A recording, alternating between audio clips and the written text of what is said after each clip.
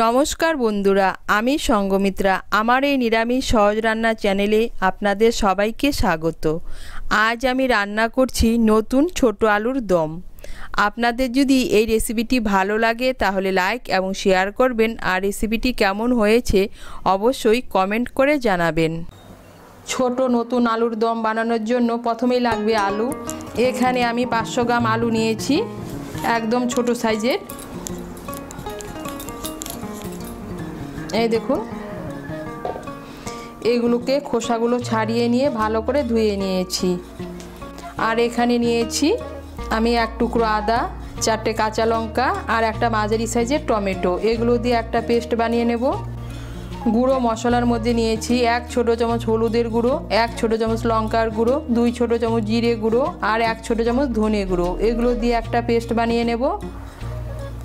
আর ফোড়নের জন্য নিয়েছি একটা তেজপাতা, 2টো শুকনো লঙ্কা, গোটা গরম মশলা। গোটা গরম মশলার মধ্যে নিয়েছি 3টে এলাচ, 1 টুকরো দারচিনি, 2টো লবঙ্গ আর নিয়েছি 1/2 ছোট চামচ গোটা জিরে।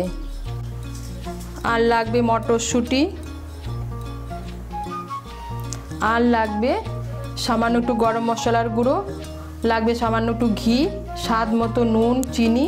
আর রান্নাটা আমি করব সাদা তেলে। প্রথমেই আমি আলুগুলো ভেজে নেব, তার জন্য কড়াইতে দিয়ে দিয়েছি সাদা তেল। তেলটা গরম হয়ে গিয়েছে, এর মধ্যে আলুগুলো ভেজে নিচ্ছি।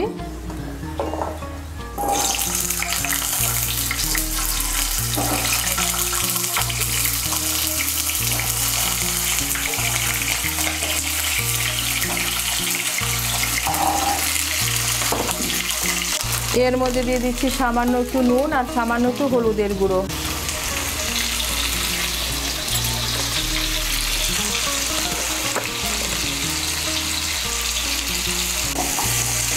নুন আর হলুদের গুঁড়োটাকে মিশিয়ে নেব। মিশিয়ে নিয়ে আলুটাকে লাল করে ভেজে নেব। এই দেখুন, আলুটাকে লাল করে ভেজে নিয়েছি। এখন আলুটাকে তুলে নিচ্ছি। আলু ভাজার পর কড়াইতে যে তেল আছে এই তেলেই আমি রান্নাটা করব। এর মধ্যে দিয়ে দিচ্ছি তেজপাতা, দিয়ে দিচ্ছি 2টো শুকনো লঙ্কা, দিয়ে দিচ্ছি গোটা গরম মশলা। গোটা গরম মশলার মধ্যে নিয়েছি আমি 3টে এলাচ, 2টো লবঙ্গ আর 1 টুকরো দারচিনি। এলাচের মুখগুলো একটু ফাটিয়ে দিয়েছি। আর দিয়ে দিচ্ছি 1/2 ছোট চামচ গোটা জিরে।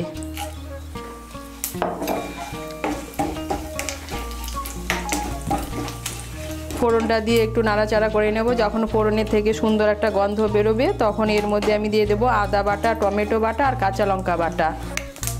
আদা, টমেটো আর কাঁচা লঙ্কা দিয়ে একটা পেস্ট বানিয়ে নিয়েছি। এই পেস্টটা এর মধ্যে দিয়ে দিচ্ছি।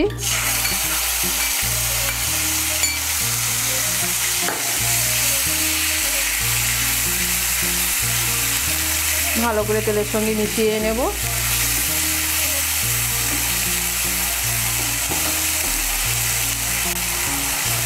মিশিয়ে নিয়েছি। এখন আমি এর মধ্যে দিয়ে দেবো গুঁড়ো মশলা।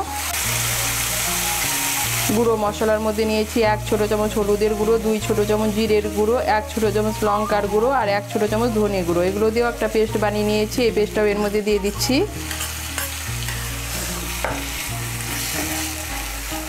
মিশিয়ে নেব ভালো করে। গুঁড়ো মশলাটাও মিশিয়ে নিয়েছি। এর মধ্যে দিয়ে দেবো স্বাদ মতো নুন।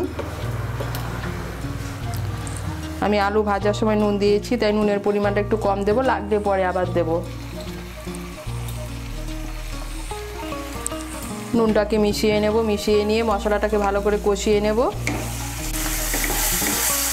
এই দেখুন, মশলাটাকে ভালো করে কষিয়ে নিয়েছি। মশলার থেকে তেল ছেড়ে দিয়েছে, তার মানে মশলাটা ভালো করে কষানো হয়ে গিয়েছে। এখন এর মধ্যে দিয়ে দেবো মটরশুঁটি। আমি এখানে 1/2 কাপ মটরশুঁটি নিয়েছি। মটরশুঁটিটাকে ভালো করে মিশিয়ে নেব। মিশিয়ে নিয়ে মশলাটাকে আর একটু কষিয়ে নেব। মশলাটাকে আর একটু কষিয়ে নিয়েছি। এখন এর মধ্যে দিয়ে দেবো ভেজে রাখা আলু।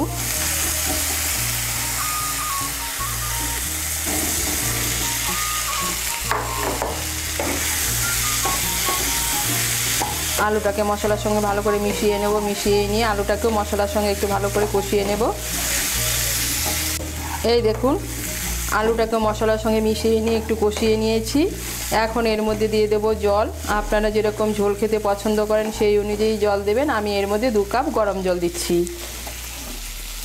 আমি মশলার বাটিটা ধুয়ে এর মধ্যে গরম জল দিচ্ছি।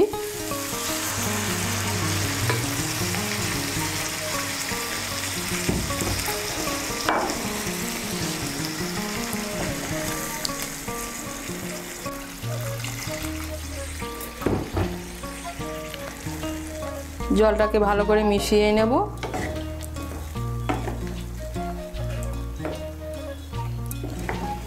মিশিয়ে নিয়েছি। এখন ঝোলটাকে ফুটতে দেব। ঝোলটা ফুটে উঠলে আঁচটাকে মিডিয়াম করে 10 মিনিটের জন্য ঢেকে দেব, আলুগুলো সেদ্ধ হওয়ার জন্য।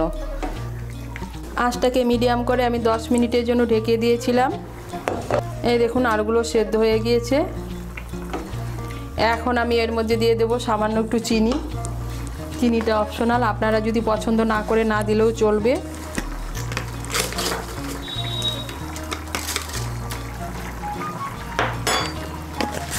চিনিটাকে মিশিয়ে নেব।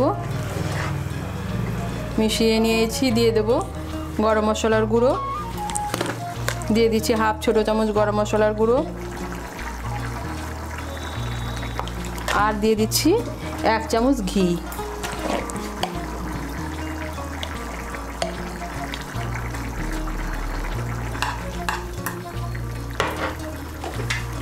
ঘি আর গরম মশলার গুঁড়োটাকে ভালো করে মিশিয়ে নেব। মিশিয়ে নিয়েছি। আর তৈরি হয়ে গেল নতুন ছোট আলুর দম। আমি যেহেতু এটা ভাত দিয়ে পরিবেশন করব তাই একটু ঝোল রেখেছি। আপনারা যদি রুটি, পরোটা, লুচির সঙ্গে পরিবেশন করেন তাহলে ঝোলটা একটু শুকিয়ে নিতে পারেন। ঘি আর গরম মশলার গুঁড়োটাকে ভালো করে মিশিয়ে নিয়েছি। আর তৈরি হয়ে গেল ছোট নতুন আলুর দম।